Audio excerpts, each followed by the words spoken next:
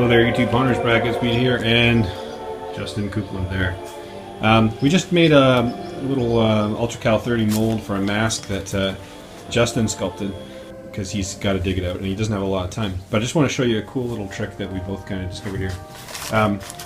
Did the plaster mold on this piece of hardboard, which is very flexible, and in order to make sure it could handle the weight, we put a couple of pieces of, what do you call that, fence board or whatever underneath there? Yeah, just like fence board. Fence board. But the nice thing is when we were demolding, or taking it off the piece, unlike doing it on a piece of plywood where you kind of got a chisel underneath and you might crack around the edges, since this piece is flexible, Justin was just able to bend it and it kind of popped right off. Yeah. So that's really handy for, because sometimes you can crack an Ultra Cal mold when you're trying to get a chisel or a crowbar underneath it to kind of loosen it up.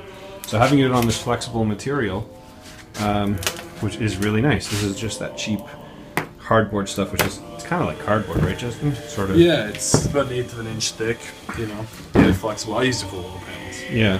So there you go. Cool little trick. Hopefully you can use it when making plaster molds. A quick video about a process I experimented with and put a picture up on Hunter's Hangout about the other day for when you're doing cotton latex corpsing on a skull. As I mentioned there, I think a lot of people when they corpse skeletons, they forget the skull, and the body is all covered in this rotting flesh and the skull is just sort of wrapped in it, but the contours of the face are still exactly the same, even with the melted plastic on it.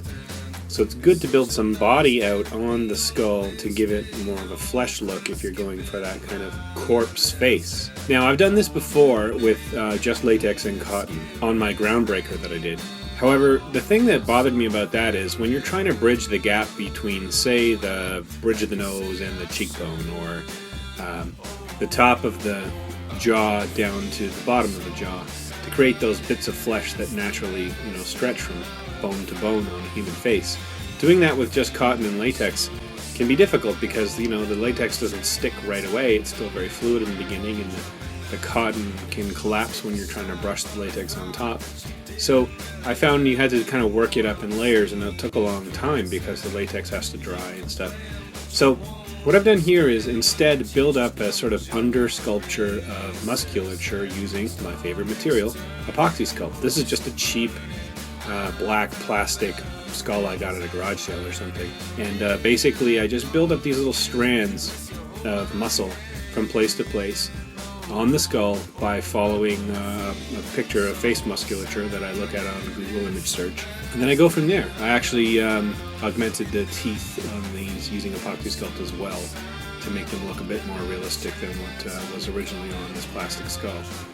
And as you can see, you build it up with cotton and latex, and the nice thing is you don't have to wait you can just build right on top of this rigid musculature that you've built and just lay the latex on top, and it means you can basically do the latex in one pass without having to wait for it to cure and come back and do more, and you don't ruin 100 different brushes. You do it all kind of at once.